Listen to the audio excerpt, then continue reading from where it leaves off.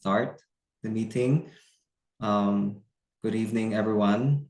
Once again, thank you all for being part of this first webinar being conducted by the Belize Bank. We will start our presentation and you can follow from your screens.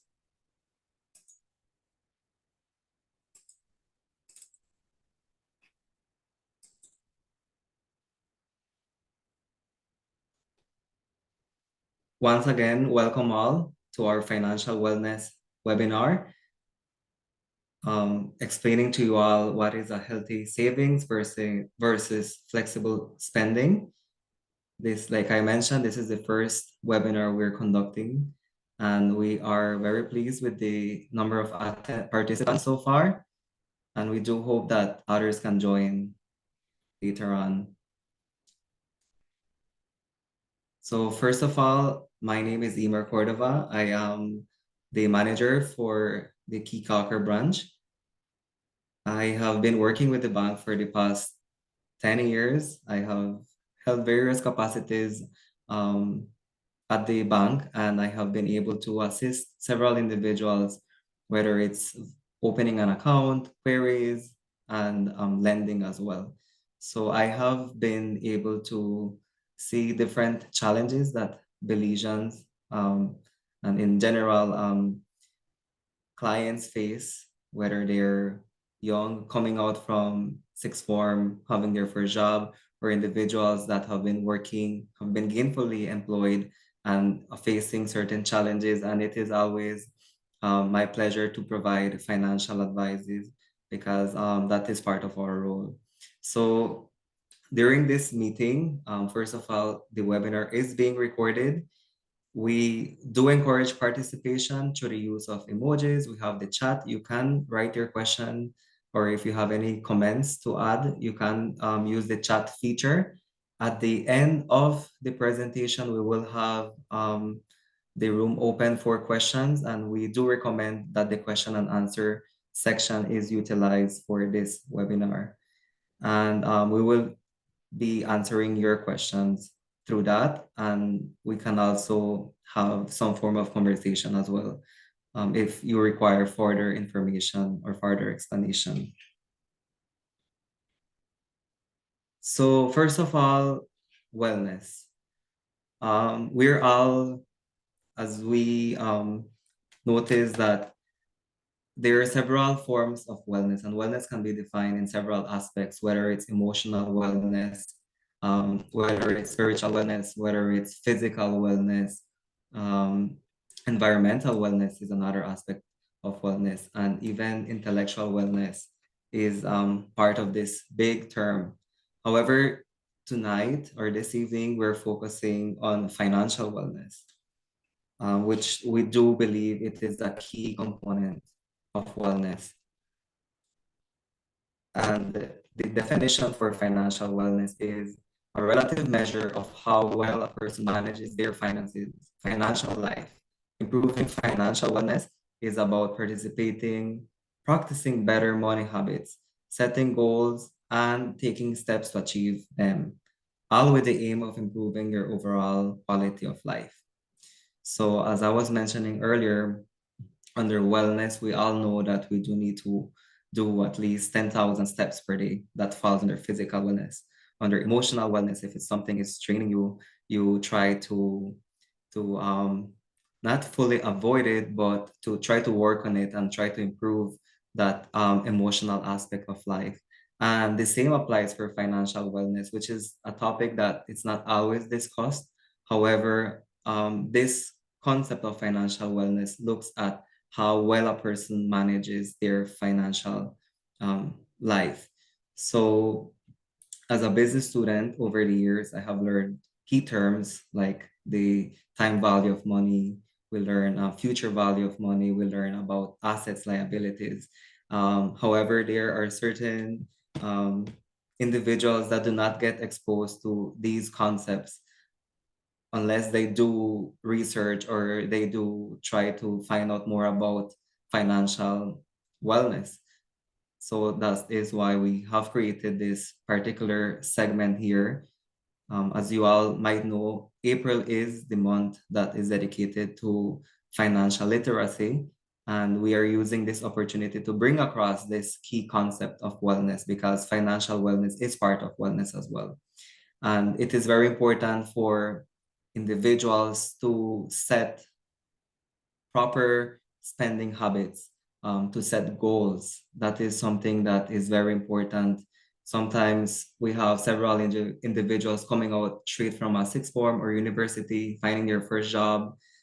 This is their first salary, and then they tend to create spending habits that are not in alignment when it comes to creating wealth or when it comes to paying whatever responsibilities they have or commitments they have, for instance, rent, and then they get trapped in a situation whereby they're being overburdened or they're being stressed because this aspect of financial wellness is not being managed properly. Therefore, it is very important to consider this and and also to ensure that you have proper spending habits and ensure that you are you're saving towards a future goal because this overall will improve your overall quality of life. And to continue, we do have elements of financial wellness. When it comes to financial wellness, we look at four key aspects when it comes to managing a short-term financing. Normally, these are items that must be paid within 1 year. So you have certain commitments, for instance, rent, and we will discuss those further down the line. However, this is a component of financial wellness that you are able to manage what are known as short-term financing, managing long-term financing, improving present financial freedom, which we all want to have this sense of relief that we are managing our finances well right now in the present. And as well, we want to achieve future financial freedom, which is more down the line whenever you become a parent or whenever you are already in the process of retirement. So we do need to look at these different stages of life, um, which is important for us to to manage our finances. So for this one, I do want to create a short poll here and you guys can participate on this. Question is, do you currently have a way of tracking down income and expenses? And you can answer it. We just want to know more or less where you stand. I do see votes coming in. If you have a way to track down income and expenses, that's perfect. If you do not have one, now is the time for you to learn from our recommendations. And I guess that's it. We have 64 of 64 participants voting so far. Yes. So I am ending the poll and I am sharing the results. So from my screen, you can see here that 75, well, 74 of the attendees do have a way of managing income and expenses, which is perfect, and 26 do not have a current way of managing income and expenses or tracking down income and expenses. And that is okay. And thank you all for making time to be part of this webinar because we do have tips for you and we do have recommendations to make. So having shared that particular activity, we now go to the content of the presentation. So sorry about that. Managing income. Managing income is very important. As I mentioned earlier, you do find yourself in a situation whereby you might feel that your money, you're working so hard, you are making an income, you are covering bills. However, you still do not know how well you're managing. You feel that sometimes you might be short to cover a particular expense, or you feel that you're not sure where you stand when it comes to managing your income.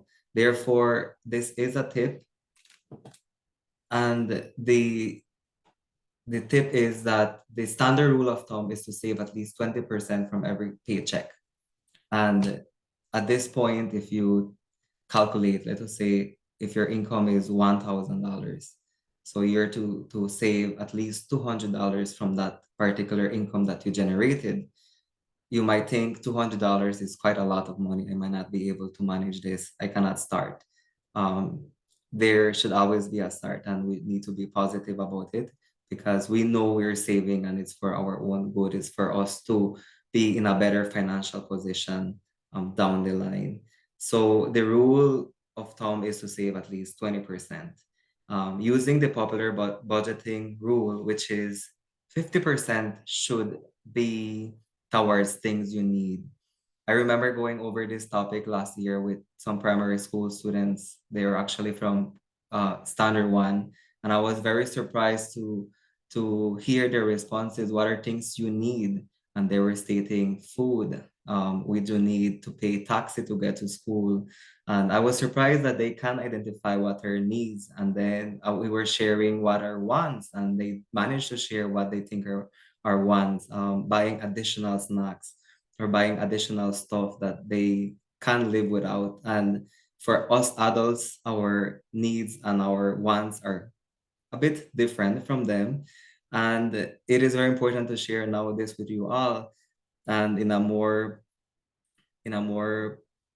numerical way. So we do need to allocate at least 50% of our income towards things we need. We need to pay our rent because we do need shelter. We need to pay water.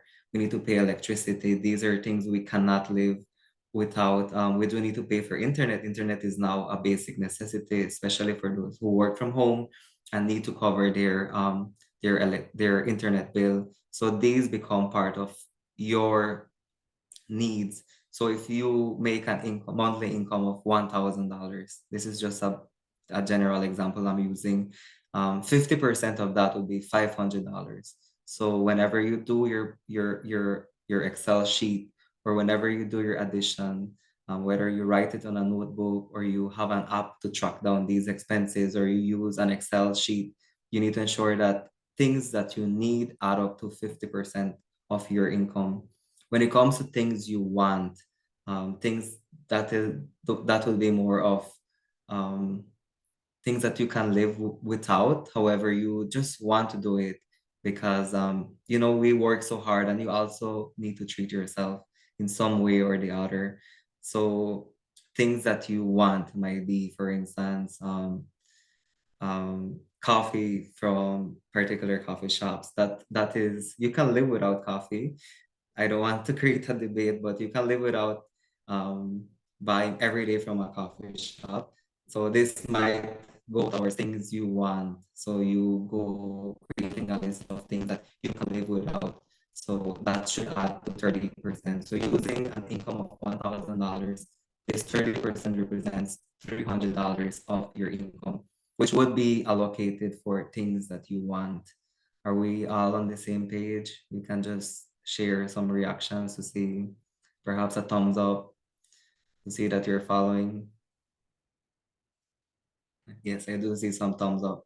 And 20%, we do have a question, Mr. Bernard. Perhaps you can type it and we can look into it. So as individuals, we do want to stick to this rule because we want to feel that we are meeting our obligations. We are also treating ourselves with certain things that are considered luxury. And we are also investing 20% of our savings and investment. And we will look more in details towards what you are saving for. Another important tip that I would like to share, and it's not in this presentation, is the fact that financial advisors recommend that you save at least 3 to 6 months income in a bank account so that you have that as a backup. We all know the situation where COVID impacted our lives at least 4 years ago. And it was surprising to know, but it was actually ringing bell for us to realize that the importance of saving, to have at least 3 to 6 months of income saved in a bank account, for us to be able to dispose should we encounter something similar like the pandemic, or if um, we experience something unfortunate like sickness, or we lose a job, or something to that extent affects our income, we have a backup, and that is very important to have. So the recommendation is to have 3 to 6 months saved in a bank account. So in this example, with a $1,000 monthly income, would mean that the person needs to have between $3,000 to $6,000 to be able to keep up with what are the needs that you have, the 50% here. So it is important to do have some form of savings there. I do have a question. Does Belize Bank offer automated standing orders? Yes. I will be answering those questions later. Thank you for your question. Under opportunity cost of spending plans. So as I mentioned now, and about the budget, the 50/30/20 rule, um, when you're first starting, because in some instances it's not part of your culture, or it's not part of what you have been practicing. So it is a bit challenging to now transition into this 50/30/20 rule. However, it's not impossible. So many individuals feel that having a budget or confining to a budget is restrictive. However, it actually gives more freedom and more options. As I mentioned, the situation whereby you're saving and you have this sense of freedom because you know, should something happen down the line, I have this backup. And that is important to know that you have that as a backup for an emergency, and not disposable income to throw a party or to spend it elsewhere. So that is very important. The freedom that saving brings to you is actually for an emergency, or for whatever your plan is, whether you're saving for a down payment for a house, or whether you're saving for someone to further their studies, or to save for your kids' education. So it all depends what you're saving, and it takes discipline for us to actually stick to the plan and to use it for what we have been saving. So having a budget should not feel as if you are limiting yourself, but it should actually feel, it should make you feel good because you're actually investing, and you're improving the financial wellness aspect of your life. By paying attention to where money is spent, wiser choices can be made. That is very important about tracking down your expenses. And I do have more tips down the line. However, I wanted to share this for those who know me, and I do see some of my friends in this group chat. And thank you for joining. I am someone who walks around without cash, and I always tell them it's best to swipe, because when we swipe, that transaction gets recorded in your statement, and you know where money is actually going. And by actually having a budget, you do know, okay, from my $1,000 that I make, 50% is going towards my needs. What are my needs? And you can always balance off, okay, well, $50 was water, $100 was my electricity, $75 was my internet plan. And you do know actually where your money went. So by doing that, you know that you then have disposable, this 30% for your wants, and you have the 20% for your savings, and you know actually what you will be making with that savings that you are building up. So that helps you to make wiser choices, and you know, well, this is my limit. I can no longer overcommit to this or go above my means to join this trip, because you know where you're spending your money, and you know what your goal is to achieve. As well, with more freedom, more options, wiser choices, more money can be spent on items of value, which is very important.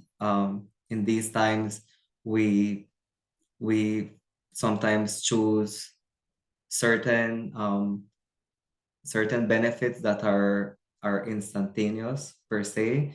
For instance, I rather go on a trip than save for something of value, which will create wealth for me. For instance, saving for a land, saving for a down payment to purchase a land. So by having these a spending plan, actually, you are giving yourself more freedom to invest your funds into items that will bring value. Do not get me wrong, going on trips that can fall under things that you want, and we already have accommodated 30% of your monthly income or weekly income for things that you want. So it's just stating that you also need to have a percentage that goes towards items that bring value to you as well. For instance, I mentioned the land or a car or a home. So now how to create a spending plan. First of all, you need to assess your personal financial situation. What are my needs? What are my values? What are my or what is my earning? So if you are part of the 24% that do not have a way of currently tracking down expenses, I recommend that right after we finish this webinar, you write down in a notebook or in an Excel sheet, your iPad, your phone, and assess what are your needs, what commitments I have that I need to ensure to cover, and then you assess what do I want to achieve within 1 year. Perhaps it is pay off debt, and then what do I want to achieve within the next 5 years. So by analyzing and asking yourself these questions, you're already a step ahead of the game. Then set personal and financial goals. It is very important. Like I mentioned, if you are self-employed and you're working so hard for your own business, if you're an employee, you work long hours, you're whether you're a teacher, whether you're a public officer, whether you work for a private organization, if you are working so hard, you need to set personal and financial goals for yourself, for your family as well. So it is very important to set these and write them down. Like I mentioned, what do I want to achieve within this year? What do I want to achieve within the next 5 years, 10 years, up to your retirement age? Create a budget for fixed and variable expenses based on projected income. Like I mentioned earlier, you do your calculation. If you have a weekly salary, if you have a monthly salary, you do get to write this information down, because based on this income that you are making, you are then able to allocate funds to for what are your needs, for what are your wants, and for your savings. So the fourth item is to monitor current spending, saving and investing patterns. So it is very important, like I mentioned, to write these items down, because you want to monitor your spending and to monitor how much you're actually saving. Review financial progress and revise budget amounts. So this is a continuous process. Um, I can share from the fact of something I do. I every year I create a Google Sheet, and I have January, February, March. I have down all my items that are considered my needs, my wants, and what should go for my savings. And it gets revised from time to time, because sometimes, well, life changes and you might no longer have this particular bill. You might finish paying a particular loan, and you no longer have that as a part of your need or your obligation. So you get more flexible income, so then you can make adjustments. But it's not something that we just do and leave it there. It's something that we need to continue monitoring and ensuring that the bills are actually getting paid, because you can have a budget, but it does not necessarily mean that you're actually covering what you need to cover or following them up. So it is important to review your financial progress and see, okay, if I promise myself to save $200 out of my $1,000 income, is my bank account increasing? So we need to ask ourselves, conduct this personal evaluation as well. I do see we have other questions here. Okay. I would be answering those as well. So tips to avoid a negative cash flow. Do not get me wrong, like I mentioned, we work hard and we do want to treat ourselves. However, there are certain tips to avoid a negative cash flow. And what do we refer to as a negative cash flow? A negative cash flow is experienced whenever your income is less than your expenses. And this is whereby you realize that you are spending more than what you're actually making. And that puts you in a bad position whereby you do, as you see here, the person seems stressed, has a lot of bags of gifts that she has acquired. However, it brings some form of stress. So we do not want to be in a position whereby our expenses are higher than what you're actually making. And if you ever are in this situation as financial advisors, as bank employees, what we recommend is to visit one of our loans officers and we can always evaluate. We actually can assist in asking you questions. Okay, where are your what are your expenses, any obligations, and we can find ways how to assist to to go back to a positive cash flow. However, it is important as well to stick to that to that plan that the loans officer has developed for you along with you. So it is very important to follow these tips as well. Let's see here. So doing comparison shopping. I am someone who like to go to different stores, especially when I get to move to a new location. I want to familiarize myself with items and know what items I can buy in this store and what items I can buy at this other store. And all with in mind that I want to save some money when it comes to shopping around. So it is very important to do this. Um, then as well, you want to avoid impulse purchases. I always have this story in mind whereby I was with some friends and someone decided to just go into the store and buy something that we realized that they paid so much money and it was not necessary to buy that at that particular time because sometimes you can take advantage of sales online or you can take advantage of certain promotions, instead of avoiding impulse purchases. So sometimes just because I saw this pants and whatever is the price and I have the money to buy, I'm just buying it. We do need to avoid these impulse purchases because by doing this constant, we then can fall in the trap of being in a negative cash flow. Like I mentioned, you can buy items that are on sale.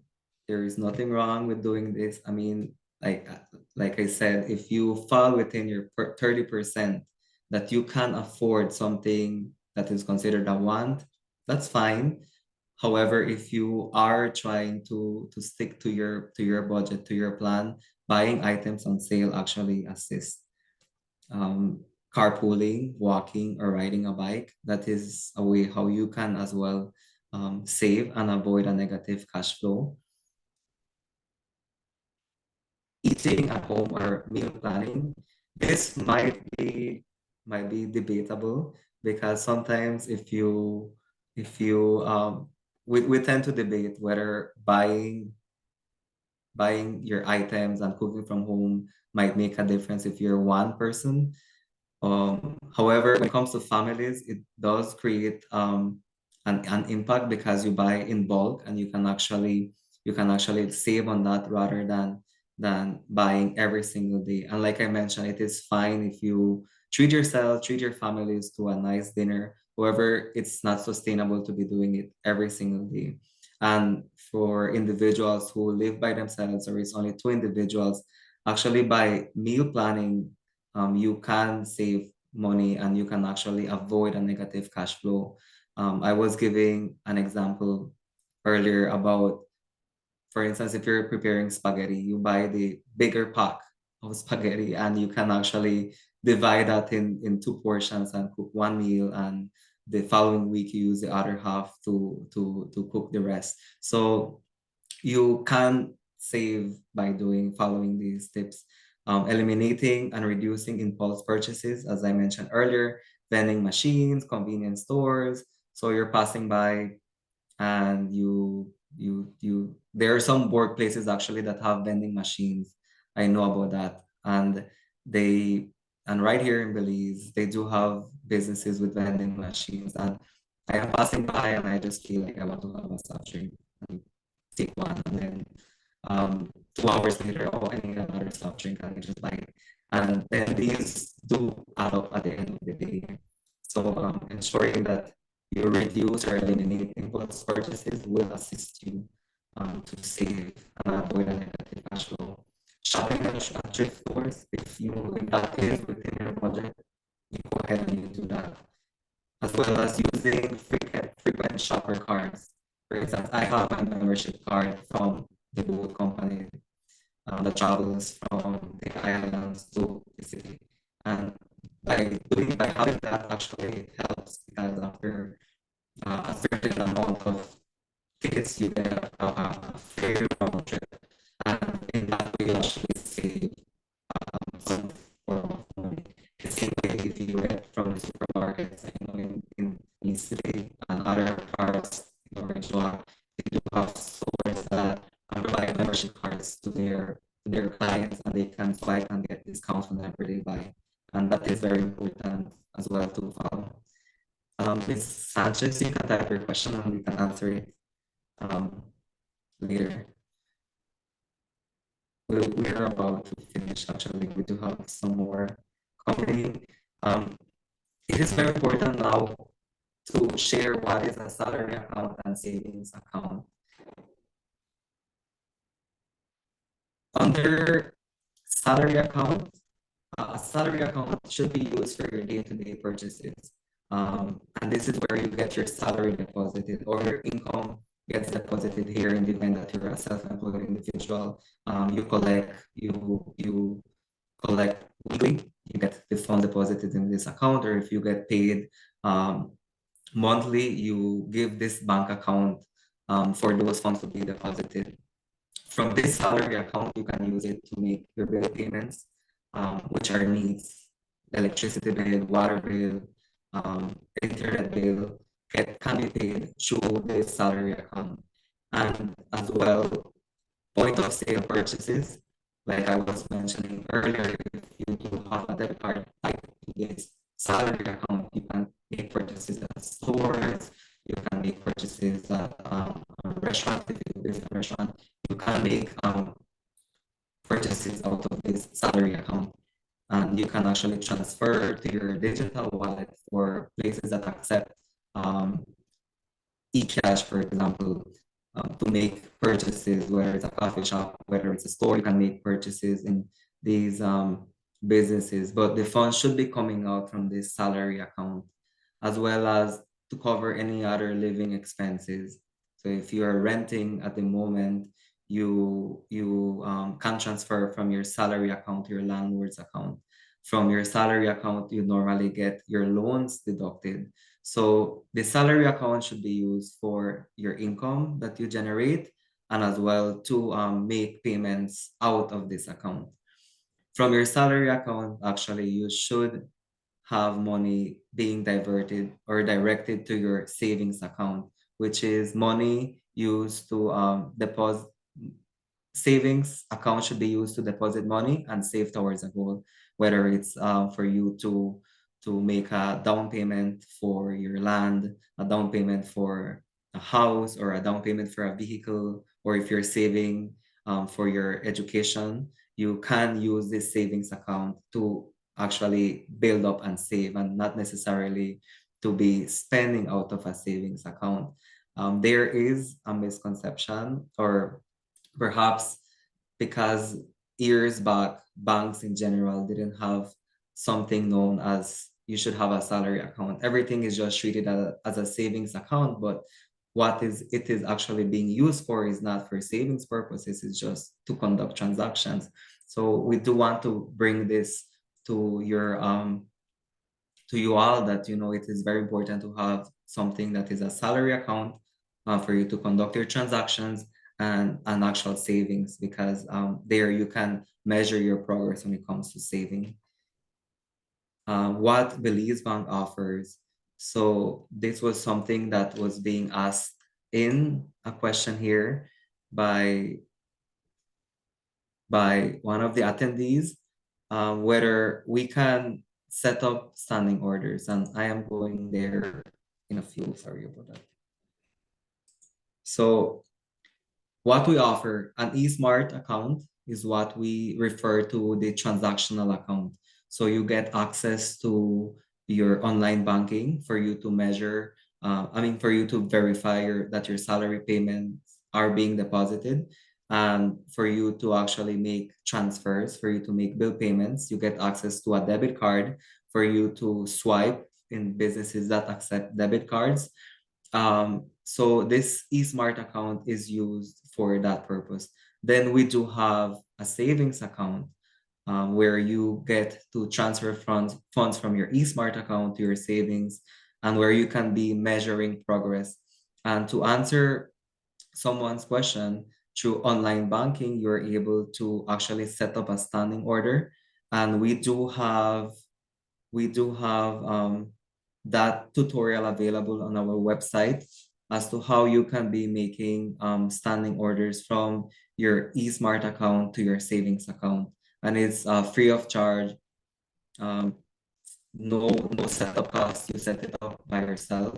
Whenever you go to our online banking, you can set up whether you want $50 to come out from your salary account to your savings account on a frequency of once a month or weekly. You can have those settings amended there, and that will remove the time taken to be doing this repetitive transaction. And it's actually part of the discipline whereby you know that every week these funds will come out on this particular date from your eSmart account to your savings account. Like I mentioned, paying your bills online actually helps you to track down where you're spending your money.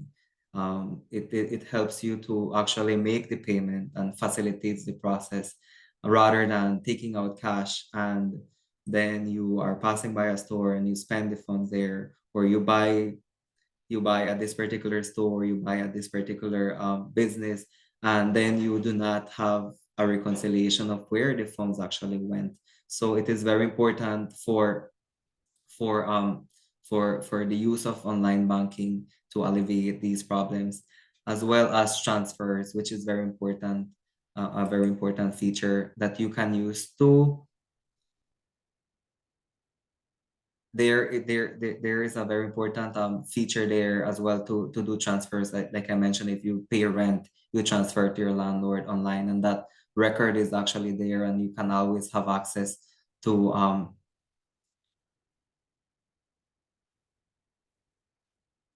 However, it's very important to have access to that. Sorry, I was just reading some of the questions, and this is what we do offer.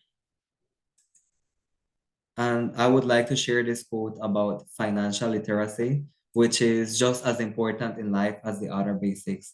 When I started the presentation, I did mention about wellness and the different aspects of wellness when it comes to physical wellness, when it comes to environmental wellness, financial wellness, and financial literacy is very important in life, just as the other basics, because you do want to know that you're working hard and you are meeting your expenses as well as you're saving, and you are having money for future projects that you wish to complete. So it is very important to know this information. We do have questions, and if you do have a question, you can paste it on the question and answer section, or you can raise your hand and I will unmute so that we can have this dialogue. So the time is now for you to ask questions. I do notice that some questions are being answered online.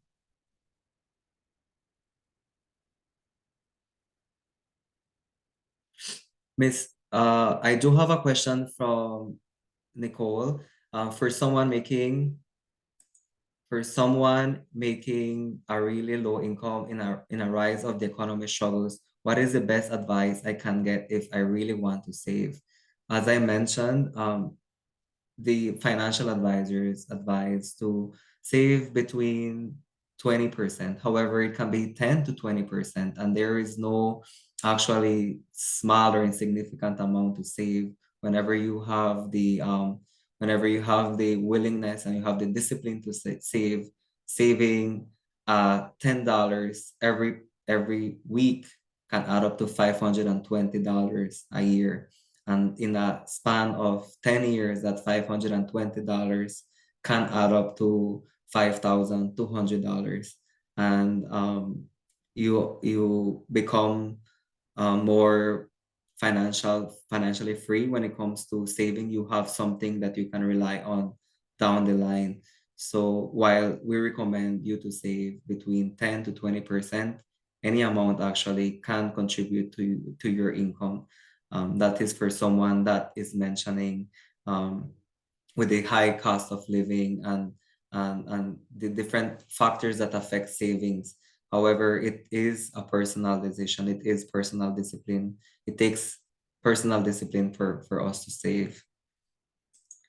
Um, do I need to bring documents to open a savings account, even if I have a Belize bank account? We can assist in opening a secondary account. It is best to reach out to the customer service department, or you can send a message via online banking secure message center to find out if your information is recent in our system for us to be able to open a secondary account. But once we have your information in our system, we should be able to open a secondary account. However, sometimes the IDs that we have on file have expired and perhaps you have a new one. So then we just get that information updated in our system and then we're able to assist. And the same applies in the event that you change location. So it's best for you to reach out via secure message center and we can reply whether everything is in order for you, and you can then proceed to open a secondary account. And then how if you have a loan? So like I was mentioning in the beginning, if you have a loan, that is a commitment already that you have there. And it is very important that you include it as part of your needs in this case, because it's something that you need to pay your loan. If not, there might be consequences for not meeting this obligation. However, if you need further assistance, it's always good to visit a loans officer. We can always discuss perhaps something changed down the line, or perhaps your income now is your income is now less and you're having some financial difficulties. So we can always review that loan, or we can always review your situation and evaluate. However, if you do have a loan, that become part of that 50% that you're allowed to pay, that you're allowed to spend on their needs, because by not paying, then you are accruing or you're accruing interest, you're accruing late fees and affecting your history. Therefore, it is very important that um that you include that loan as a commitment along with your light bill, water bill, and ensure that then you add up how much are your total expenses. So your income less your total expenses, then you get your disposable income, and then you see, okay, so from this $1,000, I am already spending 750. So as disposable income, I have 250. So from this 250, I can decide how much I want to start saving.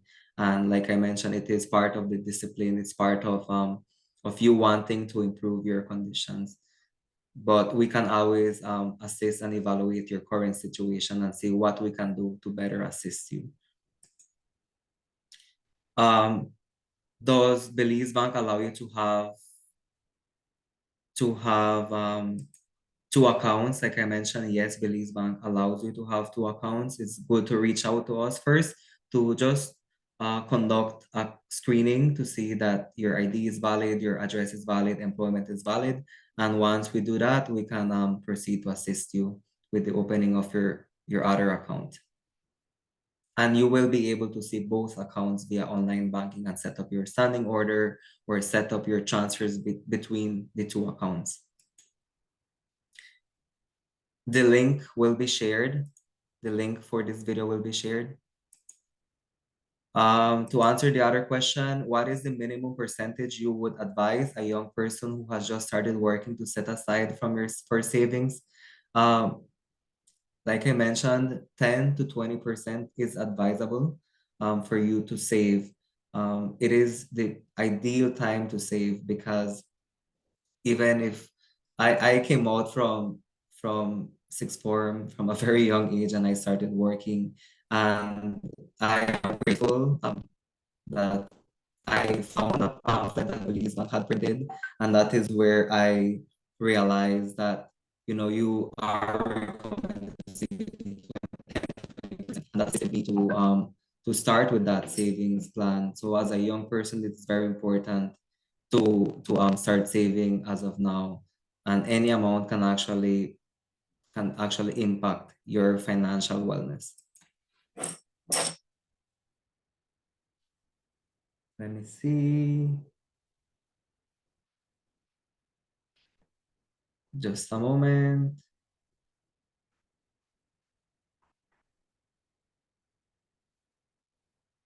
I do have I do have other questions. Just a second. Just a moment. Just a moment. I'm getting several questions. Just a moment. Just a moment.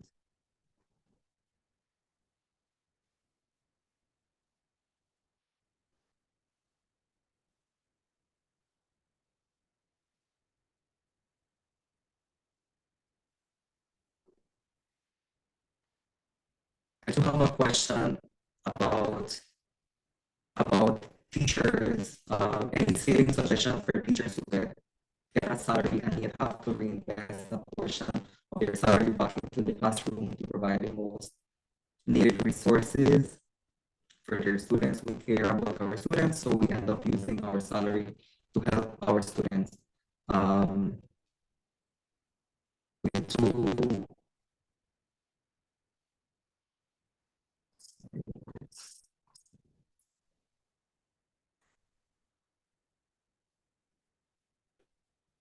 just a moment. We'll get back to other questions. So, like I mentioned, having a savings plan should be for your current goals, whether it's for you to acquire something for yourself or for your family. I do understand the situation when it comes to teachers and certain resources that might not be readily available. However, um, saving should be for your particular needs. Sometimes we do have promotions when it comes to loans and back to school, but that should be for developing your studies or for for going back to school, not necessarily for this particular expense, which is um, an expense that shouldn't be part of your budget. Let me see, there was, what is the current interest rate on a general savings account? It's 2.5, paid biannually, whether it is April and October. That is how we do pay those interest, 2.5. And the minimum to have in a savings account should be $1,000.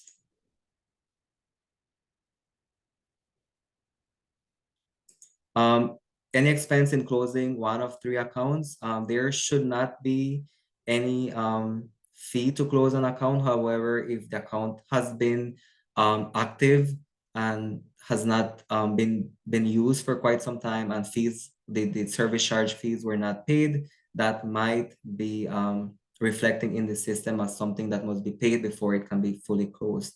However, you can always reach out to us via secure message center.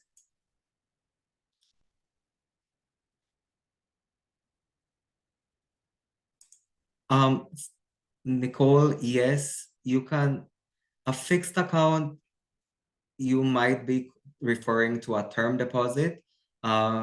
Those are accounts that you can reach out, or you can always reach out via our secure message center, and um, and see that what is your profile, and analyze your profile. However, when it comes to the automation of the transfers, you can do it via our standing orders, and we have shared a link for tutorials that can assist you with the transfer. So you set it up one time for you to transfer it monthly or weekly.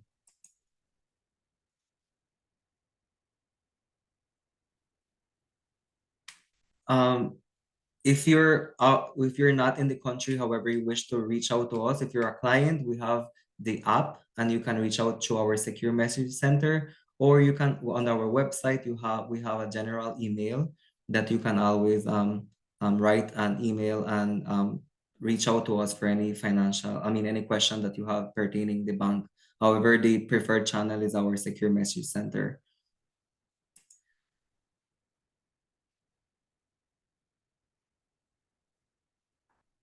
Just a moment, there are several questions I'm trying to answer.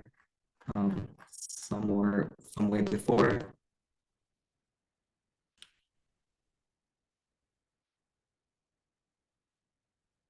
When it comes to transferring to other financial institutions or credit unions, you can set that up via your online banking, and we can transfer to several to all financial institutions. And when it comes to credit union, there are several credit unions. However, we have a transfer list, and you can consult with them to see if they do accept transfers from us. But it's something that you can do through our online banking.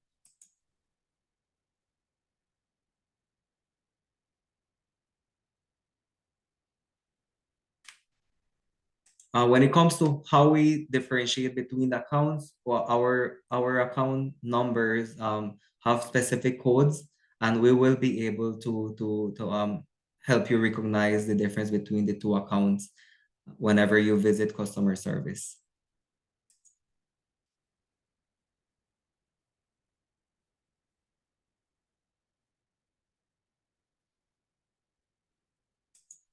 Mr. Marvin, if you have a loan already with the bank, we can always assist in evaluating your situation. And like I mentioned, it all depends on your current situation, and we can evaluate that for you and further guide you.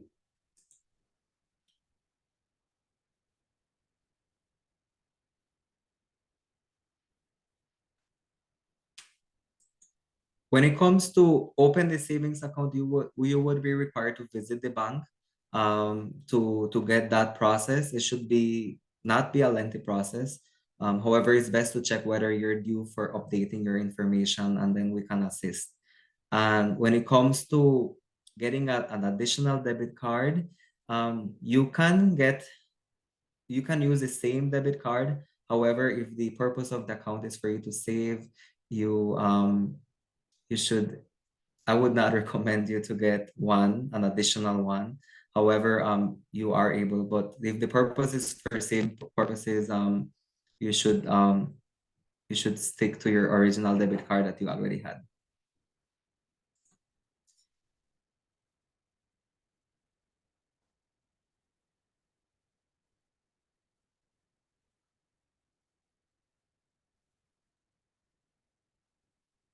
When it comes to apps for tracking expenses, there are available depending on your if whether you're on Play Store or Apple Store. You can just normally some of them come with additional fees for you to have available. So it all depends what is available on your store. And all of them work in a different format. So I have a regular Excel sheet that I use for me to track down the expense, combined with my Belize Bank mobile app that helps me to see where actually spending the money.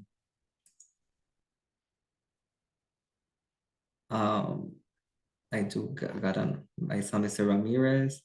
What are the fees that are expected to be charged monthly on the savings account, and what is the interest rate at the moment? The interest rate is 2.5. The savings account do have a $1.50 monthly service charge um, fee, and you can access it via your online banking should you have an emergency and need to transfer. However, the purpose of the savings should be for you to save, and the interest paid is 2.5 annual and semi-annually, paid in April and October.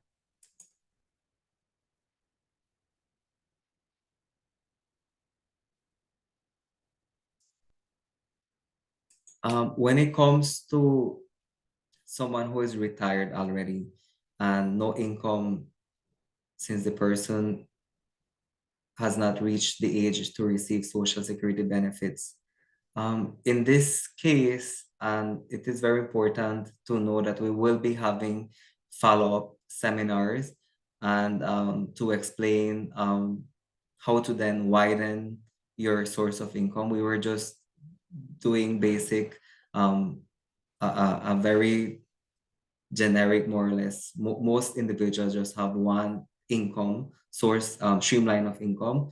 However, down the line, we will be explaining how to create more than one line of income, or some tips that you can follow.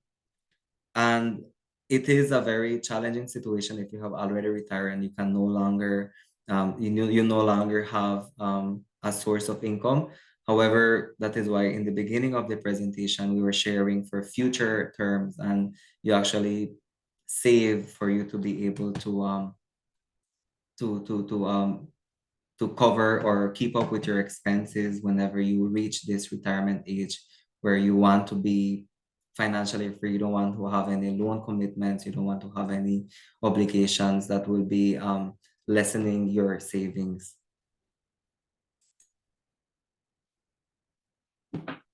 We do have other questions. I am trying to reach out to all of them. It's already 7. Um,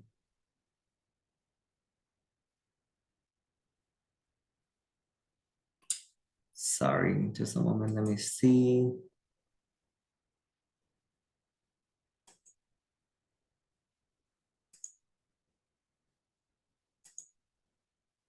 Um, can you all see the other questions? Because we do have other, let me see, just a moment.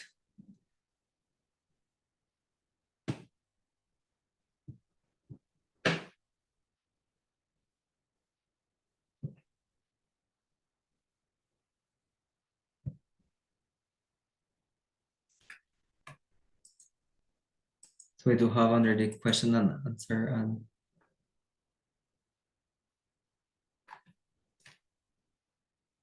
I'm not sure if they,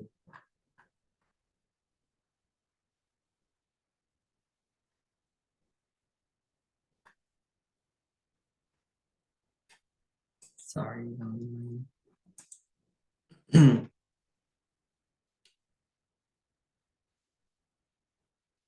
For interest rates on loans, that is something that is analyzed on a case by case basis. So I do recommend to contact one of the loans officers or take advantage of our current promotion via online loan applications that is available for you, whether you're a Belize Bank client or not. You can always apply for our online loans.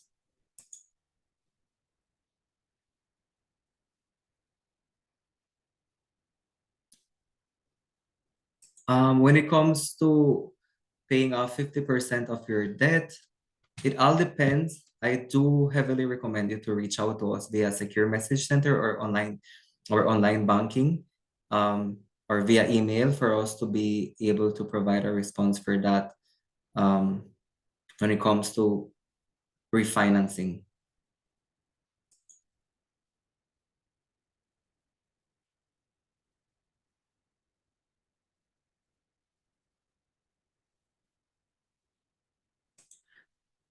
When it comes to, I do believe your question is a syndicate be considered a need or a want for better budgeting?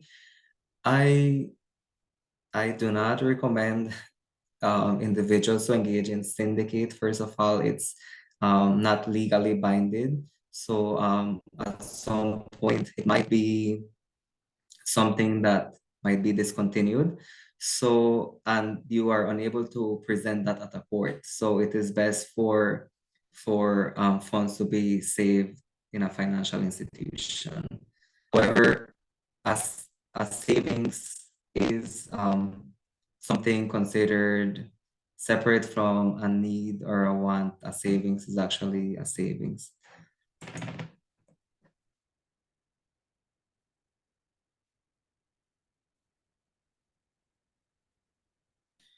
For this one, in regards to the what is the best option for long-term savings offered by the bank, what is the vehicle and what interest rate can be expected? Like I mentioned, for loaning products, it's best to reach out to a Belize Bank loans officer for us to discuss the loan application. When it comes to the best option for long-term savings, I do recommend you to open your savings account. There you will be able to ask to save your funds at the bank. And like I mentioned, paid interest 2.5 semi-annually, meaning twice per year.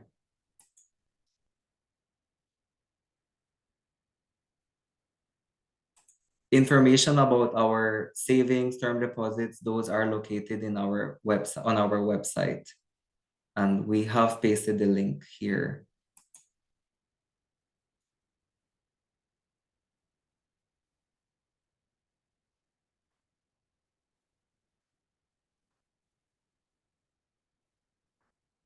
Okay,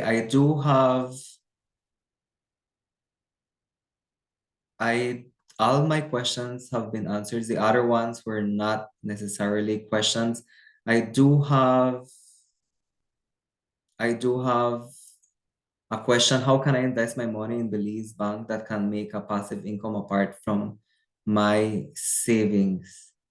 Um, the current savings plan would be the current savings account is the account that we pay interest, and it all depends on the amount that you have in the account, and you can then decide whether that is enough for you to be considered as your passive income. And then there were no other questions under this section. Perhaps under the chat, there were other questions.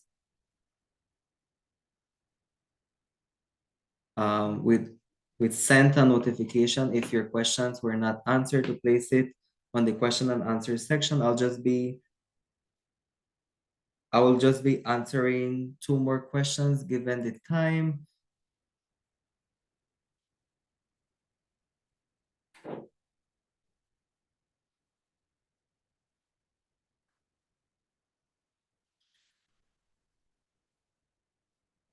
I just have what is interest rate? I already mentioned 2.5, and we do have more information on our online on our website. Sorry about that.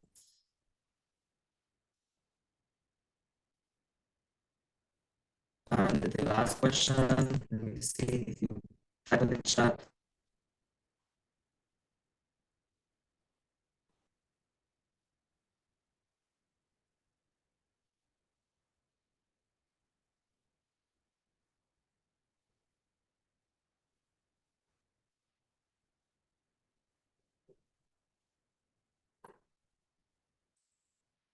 Okay, I do have there was this question if Belize Bank is classified as a banking warehouse. We are a financial institution that provides several services to our clients, bank accounts. We offer loan products, not necessarily the term that you use. We are a financial institution. Um, Since all questions have been answered on my question and answer section, I do take this time to thank you all for taking time to find out more about financial wellness. It is um, it is very heartwarming for me to have seen so much participation, so many participants. We are here to assist you all. We are a financial institution that cares for you all. And under our financial inclusion program, we want to continue doing these webinars. And we do take time to mention that if you have any suggestions, you can always type on the chat what else or what future webinars you would like to find out more, or what future webinars you would like to participate in down the line. So you can just share on the chat, or you can always reach out to share that information. But do expect more webinars coming and presenting information that we believe is useful for you all to make better financial decisions and to be part of the financial inclusion program.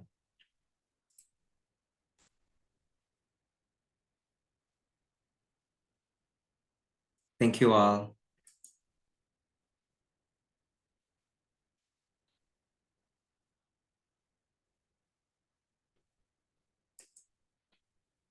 Thank you all for your time.